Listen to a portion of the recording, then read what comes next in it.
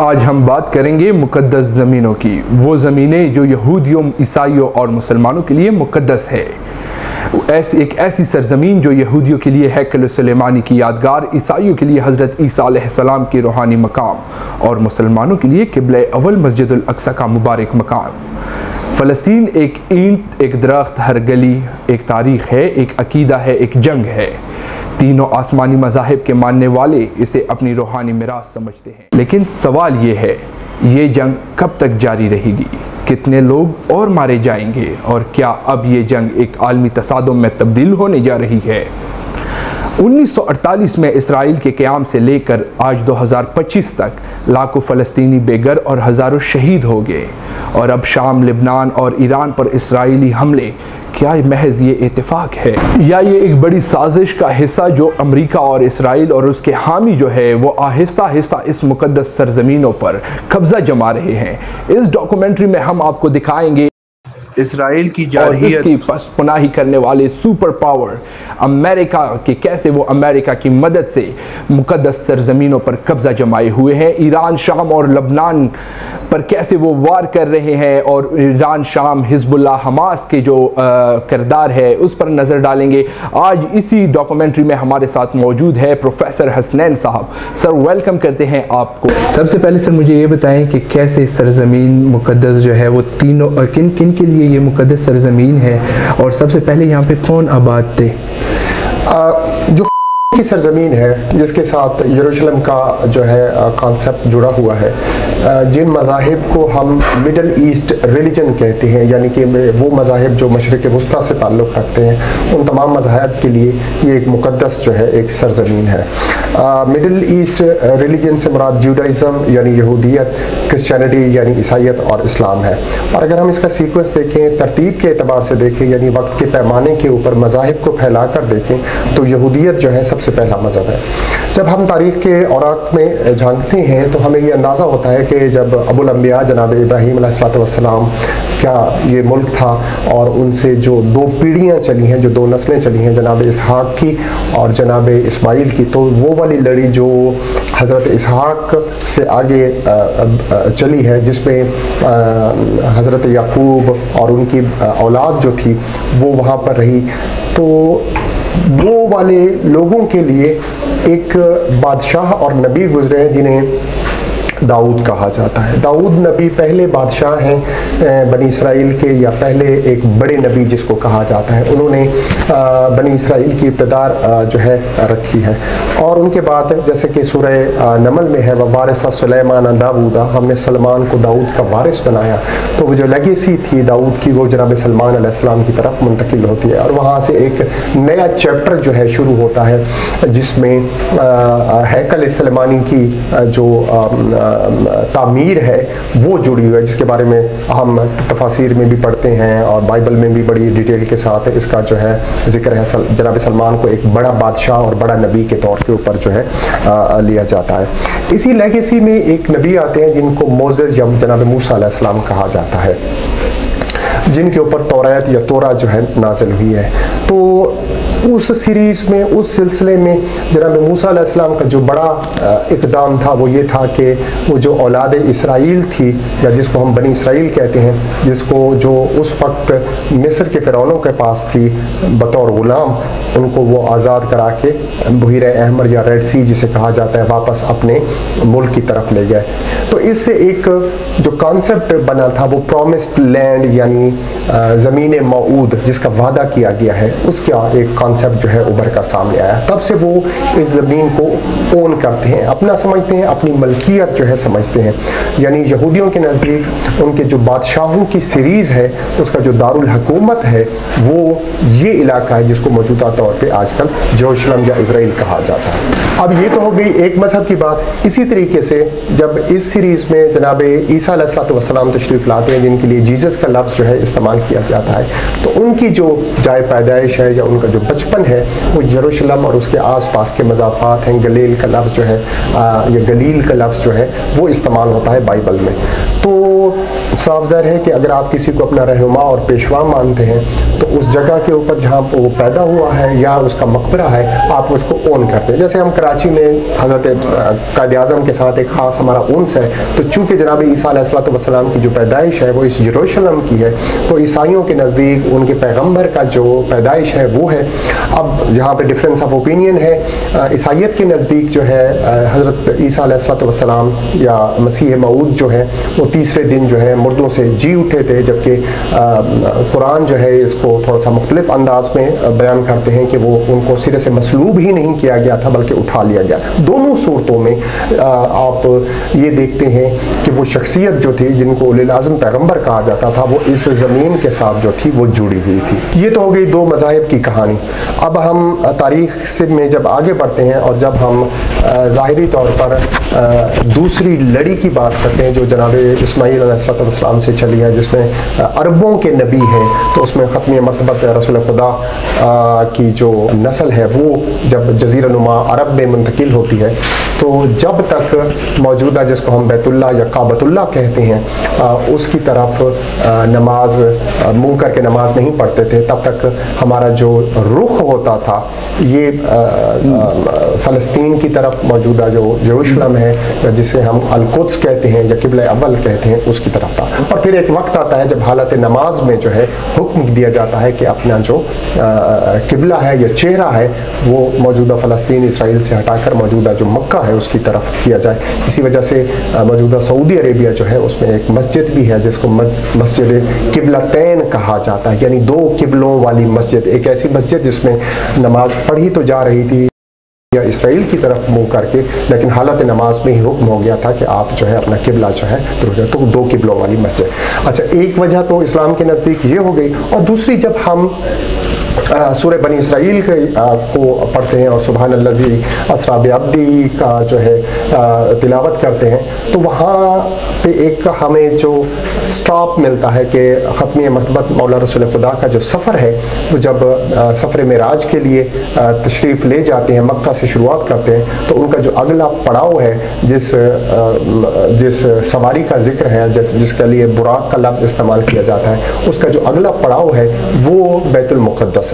तो फिर ये नबियों की सरजमीन भी है और बतौर मुसलमान हमारा ये अकीदा है कि अमन तो बिल्लाहि व कुतुबिही व रसूलिही व मलाइकतिही, तो हमने तो सारी सीरीज़ के ऊपर ईमान लाना है जो प्रॉफिट से पहले थी। तो वो नबियों की वो जो लेगेसी है वो वहाँ एग्जिस्ट करती है। तो ये मुख्तलिफ वजूहात थी जिनकी बिना के ऊपर तीनों मज़ाहिब जिन्हें मिडल ईस्ट रिलीजन कहा जाता था उनके नज़दीक ये एक मुक़द्दस और मुतबरक मकाम है। सर, जैसे कि आपने बताया कि ये सरजमीन तीनों मज़ाहिब के लिए मुक़द्दस है, सबसे पहले इस पे ज्यूज़ आए, फिर ईसाई आए, उसके बाद मुसलमान, तो क्या नहीं आपको ये नहीं लगता कि ये जो है ज्यूज़ जो है उनके लिए मेन होना चाहिए, जो उनकी मलकियत होनी चाहिए? अगर ये तीनों के लिए मुक़द्दस है तो इस टाइम जो हम वहाँ पे अगर देख लें जो इसराइल ने मौजूदा इसराइल में तीनों की तरफ अपने अपने गेट्स भी है, उन्होंने डिवाइड किया हुआ है इसको, तो फिर ये लड़ाई झगड़े क्यों हो रहे हैं जबकि वो डिवाइडेड भी है और एक दूसरे की तरफ उनका आना जाना भी नहीं है? तो फिर मेन लड़ाई की वजह क्या है इस टाइम? ये इसकी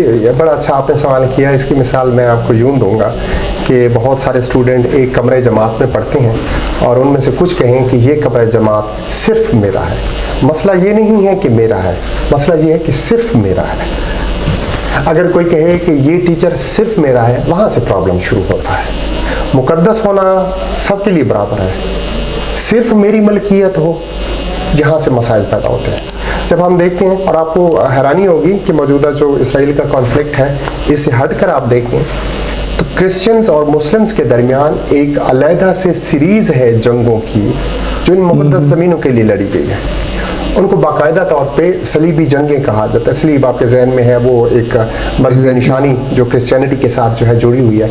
1095 1095 टू 1291 यानी 1095 से लेकर 1291 तक 196 साल मुसलमानों ने और क्रिश्चियन ने इस इलाके के लिए लड़ा है। हमारे पास जो मोहतात अवेलेबल डेटा है, साफ ज़ाहिर जंगें होती थी, डिजिटल दौर नहीं था, किताबें गर्क हो जाया करती थी, आग लगा दिया जाया करता था। लेकिन अब अगर आप गूगल पे जाएं और आप कहें कि इन 196 सालों में कितने इंसान मारे गए होंगे, तो गूगल आपको जवाब देगा कि an estimate between 1 million to 3 million, यानी 10 लाख से लेकर 30 लाख के दरमियान हमारे पास। हम ज़्यादा की तरफ नहीं जाते, हम कम से कम की तरफ जाते हैं, यानी 10 लाख। ज़रा काउंटिंग शुरू करें, 1 2 3 4 5 10 लाख गिनती में आपको कितना टाइम लगेगा? इतने बंदों को आपने ज़मीन के एक टुकड़े के लिए कत्ल कर दिया। हालांकि ख़त्म मरतबत फरमाते हैं, रसूल खुदा फरमाते हैं कि एक इंसान की जान की हुर्मत बैतुल्लाह से बुलंद है। एग्जैक्टली और एक इंसान को कत्ल करना आलम इंसानियत को कत्ल करने के मुतरादिफ है। सर जैसे कि ये मुकद्दस भी है, जंगी भी हमारी लड़ी गई, तो जंगों से इस मुसलमानों और यहूद के माबैन पहली जंग कब हुई, और उसके बाद जो हिज़्बुल्लाह हो गया या दूसरे हमारे यहाँ हमास का जो है वो क़याम कब आता है, और किन वजूहात पे ये जो तंजीमें हैं ये बनती है, और ये इसका जवाब दे दें। अगर हम इस्लामिक हिस्ट्री देखें तो मुसलमानों और जो यहूदियत के दरमियान या यहूदियों के दरमियान जो पहली बड़ी जंग है वो 6 हिजरी में लड़ी गई है, जिसको बैटल ऑफ खैबर जो है कहा जाता है। खैबर एक इलाका था जो मौजूदा सऊदी अरेबिया में फॉल करता है। मौजूदा सऊदी अरेबिया में यहूदी कहाँ से आए, ये एक इंटरेस्टिंग डिबेट है। मौला रसूल खुदा ख़त्म मरतबत को बाइबल में जो इस नाम से बुलाया गया है वो लफ्ज़ है फारकलीत। फारकलीत क्या अरबी तर्जुमा है अहमद। तो कहीं मुकद्दस साहिफ में ये लिखा था कि आने वाले ज़मानों में एक नबी ने आना है, एक ख़त्म मरतबत ने आना है। तो फ़लस्तीन या इसराइल से कुछ यहूदी जो थे वो हिजरत करके इन ज़मीनों की तरफ आ गए थे कि आने वाले नबी को हम खुशामदीद कहेंगे, और फिर उनकी नस्लें जो थीं वो इस खैबर के इलाके में रह गए। आने वाले दिनों में मुख्तलिफ मसाइल बढ़े, उसमें इकॉनमी डाल लें, उसमें मजहबी शिदत पसंदी डाल लें, तो फिर एक बड़ा जो है इवेंट पेश आया जिसे इस्लामिक हिस्ट्री में खैबर के नाम से जाना जाता है। ये एक शुरू में एक बड़ी जंग थी। उसके बाद क्रिश्चियनिटी के साथ तो जंगें रही हैं, जूडाइज़म के साथ या ज्यूइश कम्युनिटी के साथ कोई मैसिव स्केल के ऊपर जंगें नहीं रही। उसकी वजह यह है कि ये हमेशा तादाद में मुख्तसर रहे हैं, थोड़े रहे हैं। Jump on to first world war, पहली जंग अजीम की तरफ हम जो है मूव करते हैं, जब 1914 से 1919 के दरमियान जो है एक अजीम जंग जो है जिसने यूरोप, अफ्रीका और एशिया को अपनी लपेट में लिया था। उन दिनों जो है जो था ये एक सूबा था जिसको हम कहते हैं सल्तनत उस्मानिया या ओटोमन अम्पायर। ये उसका एक सूबा था जिसको आजकल हम मुल्क कहते हैं, तो उस ज़माने में वो एक सूबा हुआ करता था। उस्मानी तुर्कों ने जर्मन का साथ दिया, जर्मनी ये जंग हार गया। सो एज ए रिज़ल्ट जहाँ जर्मनी का नुकसान हुआ, ट्रीटी ऑफ वर्सेज जिसको हम बोलते हैं, वहाँ उसको सारी जंग के अखराजात पे करने पड़े। उसी वक्त उस्मानी तुर्कों को अपने इलाकों से दस्तबरदार होना पड़ा। उसी वक्त मौजूदा और इसराइल जो था वो बरतानिया और फ्रांस के जो है कब्जे में आ गया। यहाँ से स्टोरी की शुरुआत होती है, एक नई कहानी की शुरुआत होती है। After the world war one, first world war के बाद जब उस्मानी तुर्क कमज़ोर पड़ते जाते हैं और ये एक एक करके जो है यहूदी बस्तियों का क़याम आता है। एक तवील तारीख है जिसमें शायद कहीं उन्होंने ज़मीनें ख़रीदी हैं, कहीं उन्होंने काश्तकारी की है, कहीं पे कब्ज़ा किया है। वक्त चलता रहता है ता आके एक ज़माना आता है जिसे 1939 से 1945 का ज़माना कहा जाता है, जिसको वर्ल्ड वॉर 2 के नाम से जाना जाता है। यहाँ एक करैक्टर है जिसका नाम हिटलर है। हिटलर ने अपनी जो आप बीती है उसमें 1930 से 1933 का जो टाइम पीरियड है इसको पीरियड ऑफ परगेशन कहा है, यानी पाक करने का अमल, यानी यूरोप से यहूदियों को पाक करने का अमल। अब हम ज़रा कड़ियों को मिलाते हैं कि उस्मानी तुर्कों से जगह पे कब्जा कर लिया गया, यहूदियों के जहन में प्रॉमिस्ड लैंड का वादा था, और यूरोप से जो है प्रेशर आना शुरू हो गया कि जहां से निकलो।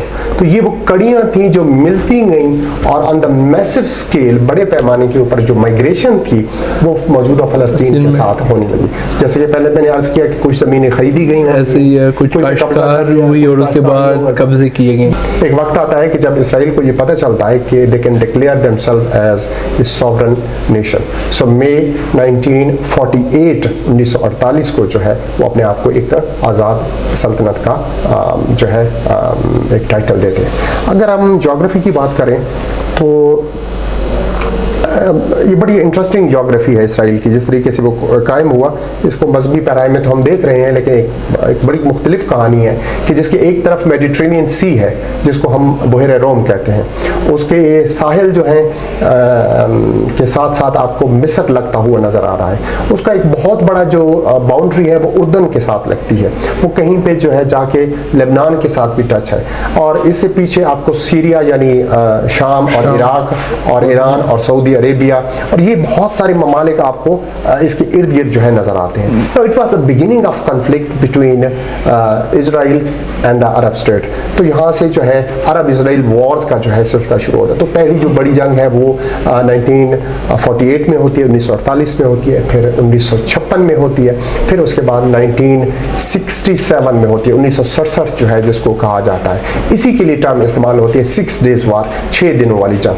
ये वो जंग थी जो फैसला कुन जंग थी, जिसके बाद जो है कम से कम ये अंदाज़ा हो गया था कि इस स्ट्रेटजी के साथ, इस हिकमत अमली के साथ जो है इसराइल को शिकस्त देना मुमकिन नहीं। शायद कहीं जमाल अब्दुल नासिर ने ये जुमला कहा था कि हम इसराइल से तो लड़ सकते थे, हम अमेरिका से नहीं लड़ सकते। तो ये इस तरह का तासुर उभरना शुरू हो गया कि बैक एंड के ऊपर जो है अमेरिका जो है शायद पैसे के मामले में, चाहे आलात हर्ब की है, टेक्नोलॉजी की शक्ल में, आलात हर्ब की शक्ल में जो है इसराइल को एक तरीके से मदद देता है। तो फिर हम देखते हैं कि 1982 में आपको वहाँ पर एक मुख्तलिफ नामों से जो है ऑर्गेनाइजेशन जो है बनती हुई नज़र आती हैं। ये सीरीज़ आगे बढ़ती है और हमास की शक्ल में आपको 1987 में जो है एक और ऑर्गेनाइजेशन बनती नज़र आती है, जिसमें बुनियादी जो ख्याल था वो ये था कि जिद्दोजहद जो है अपने ज़ोर बाजू के ज़रिए से की जाए।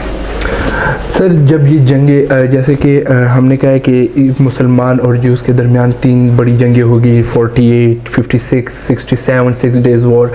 आपने साथ ये भी कहा कि इज़राइल के आसपास सारे इस्लामी ममालिक हैं, तो एक छोटे से टुकड़े पर जो सारी इस्लामी ममालिक से वो लड़ रहा है, तो क्यों वो इतनी बड़ी वजह क्या है जो वो डिफीट नहीं हो पा रहा और इस्लामी ममालिक उसके अगेंस्ट जो है मार खा रहे हैं उससे? दूसरी जानिब देखिए, इसके लिए हमें जो साइंस एंड टेक्नोलॉजी का इर्तिका है या एवोल्यूशन है उसको देखना पड़ेगा। पिछली सदी के अवाइल तक, शुरू तक ऐसा था जिसे हम दू बदू कहते हैं या डुअल कहते हैं कि बंदे के मुकाबले में बंदा आ जाता था, बात ख़त्म हो जाती थी। लेकिन वक्त गुजरने के साथ साथ जैसे टेक्नोलॉजी ने तरक्की की, हुआ ये कि अक़वाम मग़रिब की जो तरक्की की रफ्तार थी वो कहीं ज़्यादा थी। अगरचे पहली और दूसरी जंग अज़ीम की वजह से बहुत फ़र्क पड़ा, लेकिन मसला ये था कि अमेरिका एक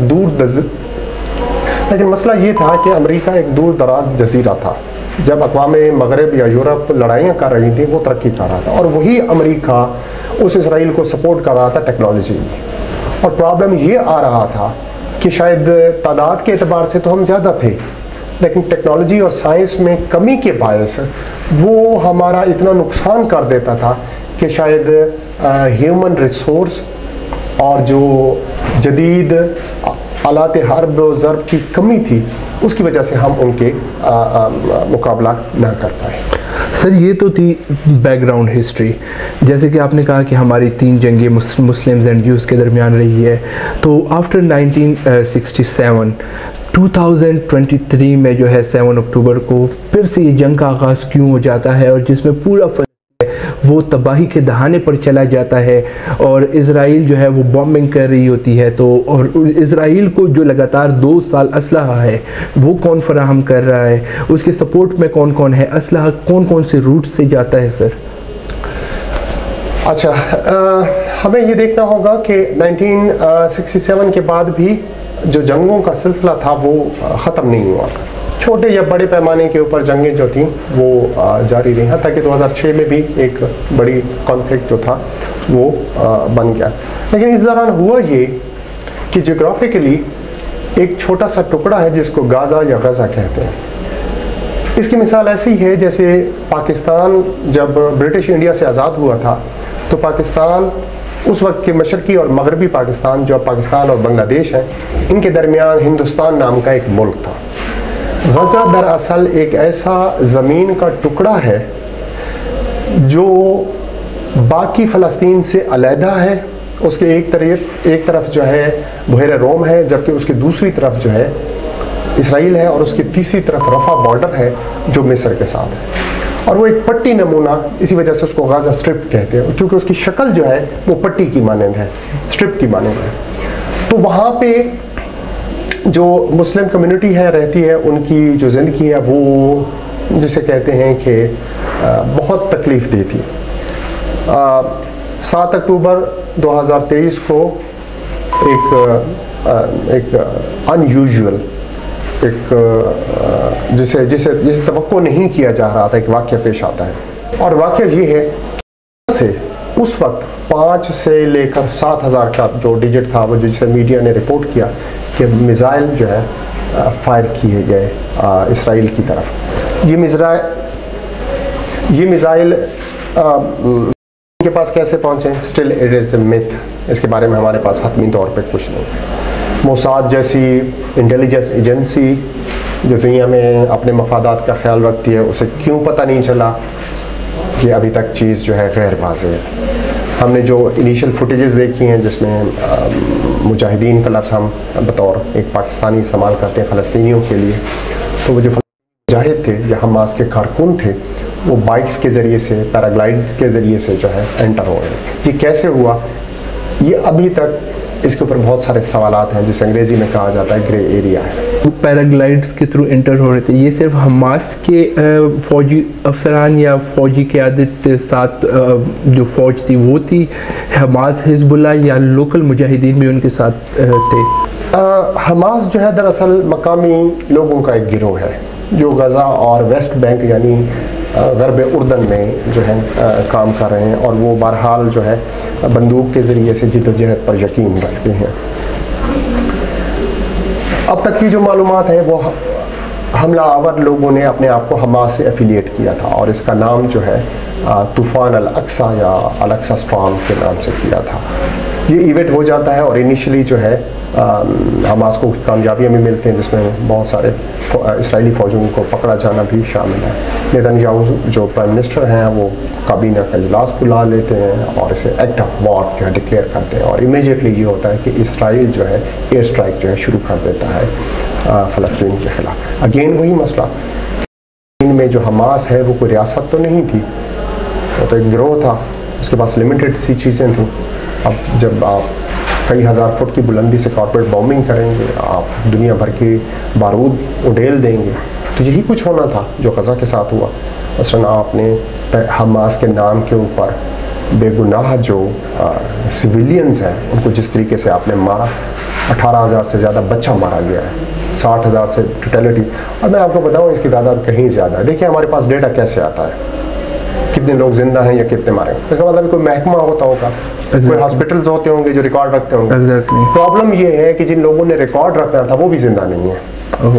इसका मतलब ये है कि जब जंग बंदी होगी, रिकंस्ट्रक्शन का अमल शुरू होगा, तो पता चलेगा कि फलां साहब नहीं है, फलां साहब भी नहीं है। अच्छा फलां साहब भी नहीं है, उस वक्त हमें पता चलेगा कि कितने लोग मारे जा चुके हैं।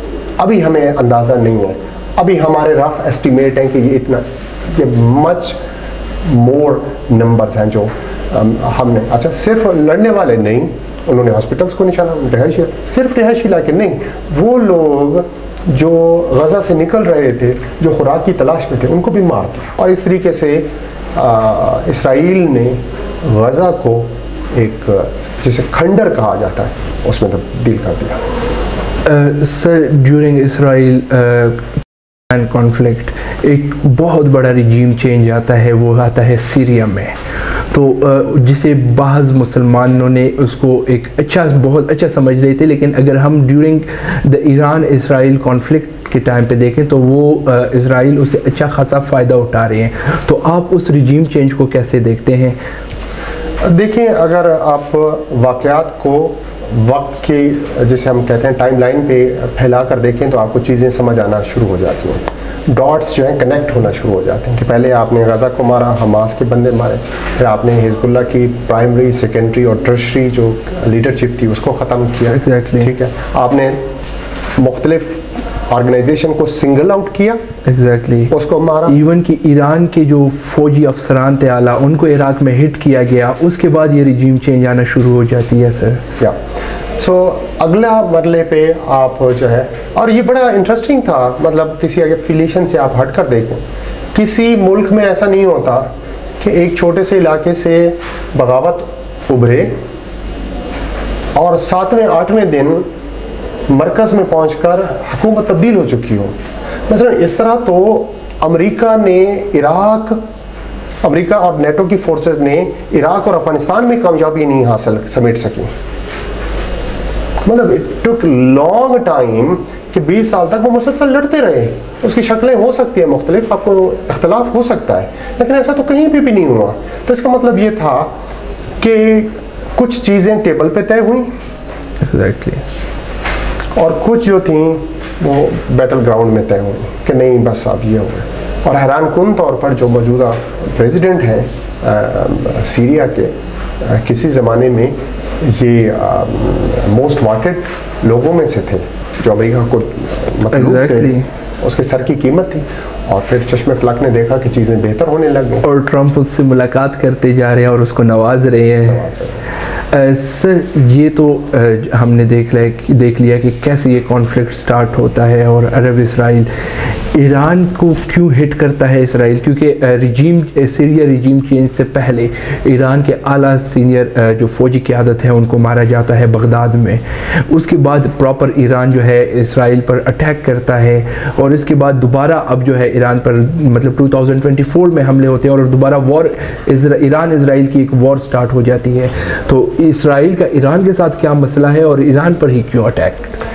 हमें ये समझना पड़ेगा कि जो इसराइल के मौजूदा प्राइम मिनिस्टर हैं नेतन्याहू, उन्होंने एक नैरेटिव बिल्ड किया है, नैरेटिव बयानिया, यानी अपनी बात को पक्का करने के लिए 1995-96 से वो शायद सदाम हुसैन के ऊपर, वो कर्नल कदाफी के ऊपर और ईरान के ऊपर जो है मुसलसल WMDs यानी वेपन्स ऑफ मैस डिस्ट्रक्शन या न्यूक्लियर पावर का बनने का जो है इल्ज़ाम जो था वो एक तरीके से आयद कर रहे थे। ये कितनी हैरान कुन बात है कि इसराइल खुद एटॉमिक पावर बन गया, लेकिन वो चाह रहा है कि बाकी ना बने।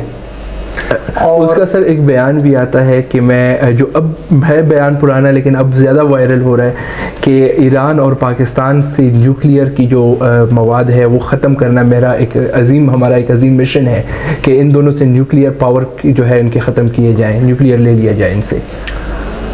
मौजूदा प्राइम मिनिस्टर जो हैं इसराइल के, वो मजहबी तौर पर शिद्दत पसंद हैं। इनको मतलब जिसको हम राइट विंग का कहते हैं पॉलिटिकल साइंस की ज़बान में, तो मुसलमानों से दुश्मनी जो है उनकी एक जिस तरह कहते हैं घुट्टी में पड़ी हुई है। ईरान का न्यूक्लियर प्रोग्राम साफ ज़ाहिर ज़माने को खटकता है और जो न्यूक्लियर प्रोग्राम होता है वो आपकी डेटरेंस होता है। डेटरेंस का मतलब ये है कि आपको फिर दुनिया को ये पता चल जाता है कि अगर इनके ऊपर एक ऐसा हमला किया गया जिसे हम जानलेवा कहते हैं तो तंग आमद बा जंग आमद, फिर वो कर गुजरता है। जैसे कि हमारे वज़ीर दिफा साहब ने फ्लोर ऑफ द हाउस भी कहा इस बात पर कि अगर हमारे ऊपर किसी ने मुसल्लत की गई, अगरचे उनका पर्सपेक्टिव जो था वो भारत के साथ था, हमने देखा कि मई में जो कुछ हुआ कि अगर हमारे ऊपर कोई मुहिम जुई की गई, हमारे ऊपर चीज़ें मुसल्लत की गई तो पाकिस्तान की आवाम और मुसल्लह अफवाज फिर उसे अपने तरीके से जैसे मुनासिब समझेंगे, मुनासिब वक्त के ऊपर मुनासिब ताकत के साथ रिप्लाई करेंगे। पाकिस्तान के मफाद में किसी भी तरीके से नहीं है। पाकिस्तान के दो पड़ोसी जो हैं हिंदुस्तान और अफ़गानिस्तान का जो बॉर्डर है उसमें मुसलसल जो है कुछ ना कुछ एक्टिविटी ऐसी होती रहती है जिसको हम मिलिटेंट बोलते हैं, जो बंदूक के साथ जुड़ी हुई है। तो पाकिस्तान के हक़ में ये नहीं है कि वहाँ पे कोई ऐसी हुकूमत आ जाए जो इसराइल को पसंद करती हो, ताकि एक और बॉर्डर भी जो है हमारा वो अनसेफ हो जाए। मुस्लिम ममालिक के दिल में वाक़ इसराइल, जिसको दुनिया समझ रही थी कि कोई इस पे हमलावर नहीं हो सकता, कोई टेक्नोलॉजी इस पे काम नहीं कर सकती, ईरान उस पे हमला करता है, जिसे दुनिया ने उसका मजाक उड़ाया कि नहीं हो सकता। लेकिन क्योंकि इज़राइल के पास आयरन डोम जैसी टेक्नोलॉजी मौजूद थी, लेकिन दुनिया ने देखा कि ईरान ने अटैक किया और कुछ मिसाइल हिट हुए हैं।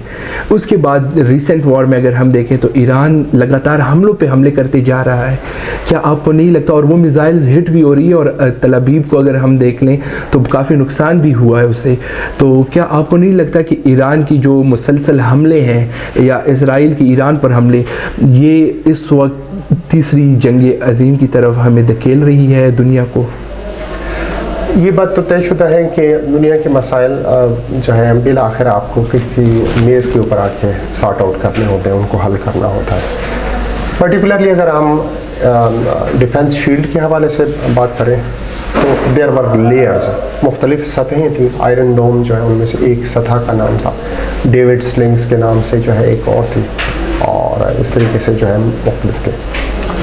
जो कॉन्सेप्ट हिंदुस्तान ने साउथ एशिया में डेवलप किया था वही कॉन्सेप्ट मिडिल ईस्ट में इज़राइल ने किया था कि उनका निज़ाम जो है इतना ताकतवर है इंटरसेप्ट करने का कि उसको ब्रीच नहीं किया जा सकता। ये बात अपनी जगह दुरुस्त है कि ईरान की जो फ़िज़ाइया है वो इतनी ताकतवर नहीं है, क्योंकि उसके पास जो जहाज़ है वो वही हैं जो 1979 से पहले ईरान ने लिए थे मुख्तलिफ ममालिक। उसके बाद चूँकि उसके ऊपर सेंक्शंस यानी पाबंदियाँ लग गई थी, तो ये पॉसिबल नहीं था कि जहाज़ कोई छोटी मोटी चीज़ नहीं है जिसे एक मुल्क से दूसरे मुल्क भेजा जाए तो पता ना। अलबत्ता एक बात जो है बड़ी हैरानकुन है कि पिछले कुछ सालों में ईरान ने अपनी मिसाइल टेक्नोलॉजी में इतनी इम्प्रूवमेंट लाई है, वो हैरानकुन थी। दुनिया को इस बात का तो पता था कि ईरान के पास मिसाइल टेक्नोलॉजी है, लेकिन सुपरसोनिक की टर्म हम इस्तेमाल करते हैं कि ऐसा कोई मिसाइल जो आवाज़ की रफ्तार से 5 गुना ज़्यादा सफ़र करे, यानी आवाज़ की रफ्तार जो है 1, 2, 3, 5 यानी 1235 किलोमीटर फ़ी घंटा है। तो 5 टाइम्स अगर कोई रफ्तार से चले तो उसके लिए जो है सुपरसोनिक की टर्म इस्तेमाल होती है।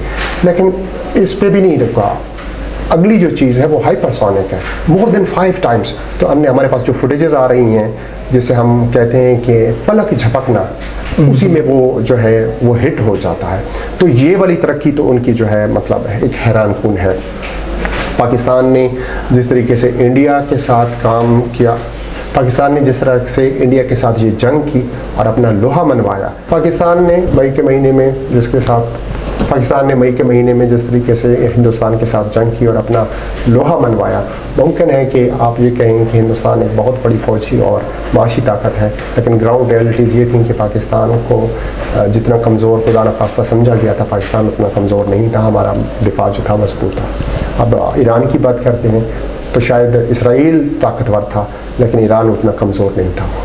एग्जैक्टली सर, लास्ट क्वेश्चन जिसका हम आपसे बहुत छोटा सा ही आंसर एक्सपेक्ट करेंगे कि क्या रिसेंट जो वॉर चल रही है ये दुनिया को तीसरी जंग अजीम की तरफ धकेल रही है?